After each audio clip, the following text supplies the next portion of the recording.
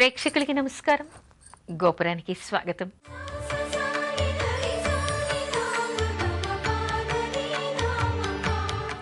గొబ్బెమ్మలు ఎందుకు పెడతారు? మనకి సంక్రాంతి సమయం వచ్చిందంటే ముంగిట్లో పెద్ద పెద్ద ముగ్గులు, వాటి మీద గొబ్బెమ్మలు కనపడతాయి. అయితే గొబ్బెమ్మ అంటే ఏమిటి, గొబ్బిళ్ళు మనం ఎందుకు పెట్టాలి, దేనితో పెట్టాలి అనే సందేహాలు ఆధునికులకి బాగా వస్తూ ఉంటాయి. ఈ గొబ్బెమ్మని మనం ఆవు పేడతో మాత్రమే పెడతాం. అంటే గేదె వేసింది కానీ ఏదంటే ఆ పేడతో పెట్టడానికి వీల్లేదు అని కూడా మనకి శాస్త్రం చెప్తోంది. కేవలం ఆవు పేడతో మాత్రమే గొబ్బిళ్ళు పెట్టాలి. ఆ గొబ్బిళ్ళు కూడా అసలు గొబ్బెమ్మ అంటే ఏమిటి, ఈ సాంప్రదాయం మనకి ఎప్పటి నుంచి మొదలైంది అంటే మనకి ద్వాపర యుగంలో గోపికలంతా కూడా ఇంటి ముందర పెద్ద పెద్ద ముగ్గులు పెట్టి ఆ తర్వాత కృష్ణుడి కోసం అని చెప్పేసి పూజలు చేసేవాట. తర్వాత కాత్యాయని వ్రతం అని, శ్రీవ్రతం అని వాళ్ళు అమ్మవారిని పూజించేవాడట. ఎందుకోసమని, శ్రీకృష్ణుడే వాళ్ళకి భర్తగా రావాలి అని చెప్పేసి పూజిస్తూ ఉండేవాళ్ళు. ఆ తర్వాత గోదాదేవి కూడా ఈ పూజలు చేసింది అనేటువంటి విషయాలు మనకి కనపడుతున్నాయి. అంటే ధనుర్మాసంలో తెల్లవారక ముందే లేచి ఇంటి ముందర ముగ్గులు పెట్టి ఈ గొబ్బిళ్ళు పెట్టుకోవాలి. అయితే ఈ గొబ్బిళ్ళు మనం దేంతో పెడుతున్నాము, ఆవు పేడతో పెడుతున్నాం. అవి దేనికి సంకేతంగా కనిపిస్తున్నాయంటే, గొబ్బెమ్మ అంటే గోపిమ్మ అని అర్థం. అప్పుడేమిటి, ఆ కాలంలో ద్వాపర యుగంలో గోపికా స్త్రీలంతా కూడా దీని చుట్టూ అంటే ఇలా ఆవు పేడతో పెట్టి, ఆవు పేడ ఏమిటి, మహాలక్ష్మి స్వరూపం. మహాలక్ష్మి స్వరూపమైనటువంటి ఆవు పేడతో అక్కడ పెట్టి దాని చుట్టూ తిరిగి వాళ్ళు పూజలు చేసేవాళ్ళట. కృష్ణుణ్ణి అర్చించేవాళ్ళు, కాత్యాయని దేవిని వాళ్ళు అర్చించేవాళ్ళు. ఆ సాంప్రదాయం మనకి తరతరాలుగా యుగయుగాలుగా వస్తూ నేటికి కూడా మనం దాన్ని అనుసరిస్తూ ఉన్నాం. అయితే ఈ ఆవు పేడని ఎందుకు పెట్టాలి, దేన్ని ఎందుకు పెట్టకూడదు, మిగతా పేడతో ఎందుకు గొబ్బిళ్ళు పెట్టకూడదు అనేటువంటి సందేహం కూడా వస్తుంది. ఆవు పేడ ఏమిటంటే, ఆవు పేడలో మనం ఆధ్యాత్మికంగా చెప్పుకోవాలి అంటే మహాలక్ష్మి అందులో నివసిస్తుందిట.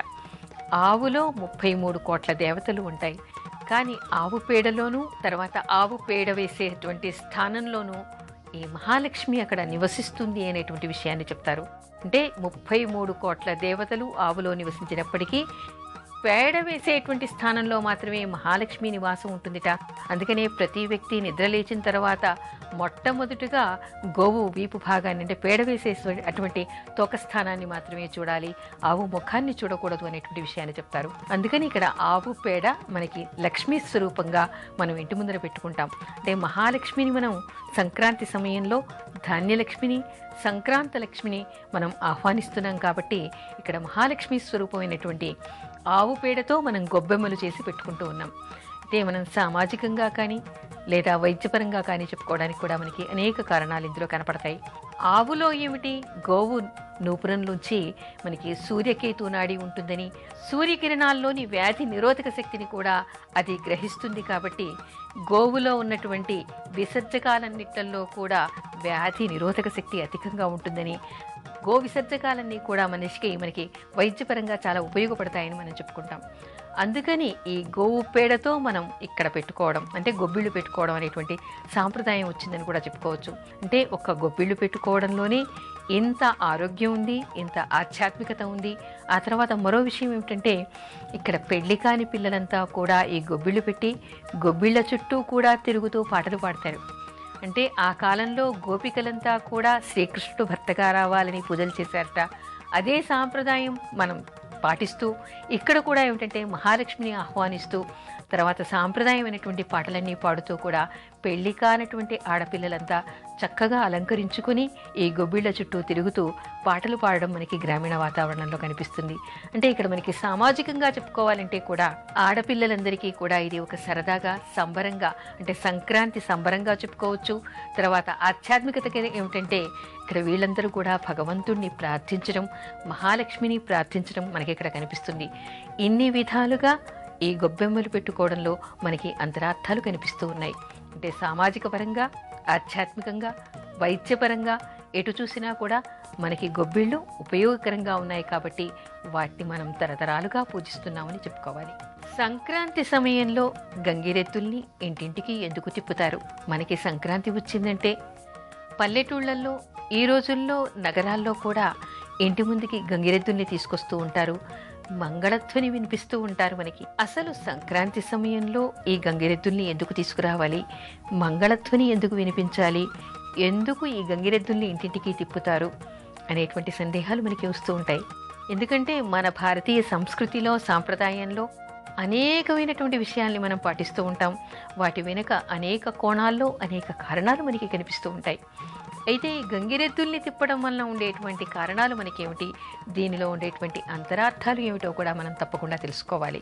ఆధ్యాత్మికంగా మనం చెప్పుకోవాలి అంటే, అలనాడు ఒకప్పుడు పురాణ కాలంలో గజాసురుడు అనేటువంటి రాక్షసుడు శివుడి ఆత్మలింగాన్ని తీసుకెళ్ళాట. అతని హృదయంలో పెట్టుకున్నాడు, కడుపులో దాచుకున్నాడు. ఆ తర్వాత మరి శివుడి ఆత్మలింగం లేకపోతే ఎలాగూ, భక్తులంతా ఏమైపోతారు, పార్వతీదేవి ఏమవుతుంది? అందుకని చెప్పేసి దేవతలంతా కూడా బ్రహ్మని, విష్ణువుని, మిగతా వాళ్ళందరినీ కూడా పిలిచి ఈ గజాసురుడి దగ్గర నుంచి ఆత్మలింగాన్ని తీసుకురావాలి అని అడిగారట. మరి శివుడి దగ్గర ఎవరుంటారు? శివుడి వాహనం ఏమిటి? ఎద్దు. అయితే ఆ ఎద్దును మనం ఏమంటాం? వృషభం అంటాం. ఆ వృషభం నందీశ్వరుడు కూడా ఏం చేశాట, నేను కూడా వస్తానని చెప్పేసి అక్కడ దేవతలంతా, దేవతాగణాలన్నీ కూడా అక్కడ వెళ్ళి గజాసురుడి ముందర సంక్రాంతి సమయంలో మేము నాట్య ప్రదర్శన చేస్తాం చూడమని చెప్పేసి అడిగారట. చక్కని నాట్య ప్రదర్శన చేశారట. ఈ నందీశ్వరుడు కూడా చక్కని నాట్యాన్ని అక్కడ చేశారట. ఆ నాట్యాన్ని చూసి ఆనందోత్సాహంతో ఈ గజాసురుడు మీకేం కావాలో కోరుకోండి ఇస్తాను అన్నట్ట. ఆడిన మాట తప్పకూడదు, అడిగిందంతా ఇస్తావా అంటే తప్పకుండా ఇస్తానన్నాడు. అయితే నీ గర్భంలో ఉన్నటువంటి శివుడి ఆత్మలింగాన్ని ఇవ్వమని చెప్పేసి అడిగారట. అప్పుడు ఆశ్చర్యపోయాడు. ఆడిన మాట తప్పకుండా ఆ శివుడి ఆత్మలింగాన్ని ఇచ్చేశారట. అప్పుడు దేవతలంతా ప్రత్యక్షమయ్యారట. ఈ విధంగా మనకి ప్రారంభమైంది అనేటువంటి విషయాన్ని చెప్తారు. అయితే ఇక్కడ మనకి తెలిసేదేమిటి, ఆ కథని మనం ఇక్కడ ఎందుకు చెప్పుకుంటూ ఉన్నాం? ప్రతి ఇంటి ముందుకి గంగిరెద్దుని ఎందుకు తీసుకొస్తారు అంటే, వృషభం అంటే మనకి అర్థం ఏమిటంటే ధర్మం. వృష అంటే ధర్మం అనేటువంటి అర్థం ఉంది. అంటే ధర్మస్వరూపమైనటువంటిది వృషభం. ఎద్దుని ఇంటి ముందుకు ఎందుకు తీసుకొస్తున్నారు? గజాసురుడికి ఎలాంటి పాఠం చెప్పారు అంటే, ఎవరైనా కూడా ఇప్పుడు మనకి పల్లెటూర్లలో ఏమిటంటే పంటలు ఇంటికి వస్తాయి, ఇంటి నిండా ధాన్యలక్ష్మి ఉంటుంది, ధనలక్ష్మి ఉంటుంది. అందుకని మనకి ఏదంటే అది కొనుక్కోవాలి అనేటువంటి కోరికలు కూడా పెచ్చుమీరిపోతూ ఉంటాయి. అయితే మనకి వృషభం మనకి ఏం నేర్పిస్తోంది? ధర్మం పాటించు, గజాసురుడిలాగా ఏదంటే అది కోరకూడదు, ఏదంటే అది కోరినప్పుడు నీ ఉనికినే నువ్వు కోల్పోవలసినటువంటి అవసరం ఏర్పడుతుంది, తస్మాత్ జాగ్రత్త అనేటువంటి విషయాన్ని మనకి గజాసురుడి ముందు ఎలాంటి పాఠం చెప్పిందో మన ఇంటి ముందుకు కూడా వచ్చి ఒక సంకేతంలాగా అలాంటి విషయాల్ని గుర్తు చేస్తుందని మనం తెలుసుకోవాలి.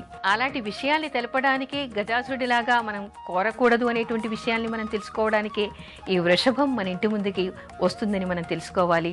అలా ఇంటింటి ముందుకు వచ్చి ఆ సంకేతాల్ని, ఆ విషయాల్ని మనకి గుర్తు చేస్తుంది అని తెలుసుకోవాలి. మరోటి ఏమిటంటే, ఈ గంగేరెద్దుల్ని తీసుకొచ్చిన వాళ్ళు మంగళధ్వని వినిపిస్తూ ఉంటారు, సన్నాయి మోగిస్తూ ఉంటారు. అయితే ఇది దేనికి సంకేతం అంటే, ఎవరు ధర్మాన్ని పాటిస్తారో వాళ్ళ ఇంటి ముందు, వాళ్ళ ఇంటిలో వాళ్ళకి మంగళం జరుగుతుంది. మంగళం అంటే శుభం జరుగుతుంది. మంగళధ్వని మనం ఎప్పుడు వినిపిస్తాం? శుభకార్యాల ముందు మాత్రమే వినిపిస్తాం. ఎప్పుడు నువ్వు ధర్మాన్ని పాటిస్తావో అప్పుడు నీకు శుభం జరుగుతుంది అనేటువంటి సంకేతాల్ని మనకి కనిపిస్తూ ఉంటాయి దీనిలో. అంటే మన భారతీయ సంస్కృతిలో ఉన్నటువంటిది ఏమిటి? ఒకవైపు ధర్మాన్ని పాటిస్తుంది, మరోవైపు మన కోసం ఏది కృషిస్తుందో, మన కోసం ఏది శ్రమిస్తుందో, మనకి ఏది ఉపయోగపడుతుందో, ఏది లాభాన్ని తెచ్చిపెడుతుందో, అది జంతువైనా కానీ, చెట్టైనా కానీ, చేమైనా కానీ, పుట్టైనా కానీ, వాటన్నిటినీ కూడా ఏదో ఒక సందర్భంలో పూజించి మన కృతజ్ఞతని తెలుపుకొని మనం భగవంతుడిలాగా వాటిని భావించేటువంటి పవిత్రమైనటువంటి సంస్కృతి మనది. అందుకని మనం గంగిరెద్దుల్ని ఈ సాంప్రదాయంగా మకర సంక్రాంతి ముందు మనం పూజించడం అనేటువంటిది అలనాటి నుంచి కొనసాగుతుంది. నేటికీ చేస్తూ ఉన్నాం, ఇక ముందు కూడా చేస్తారు.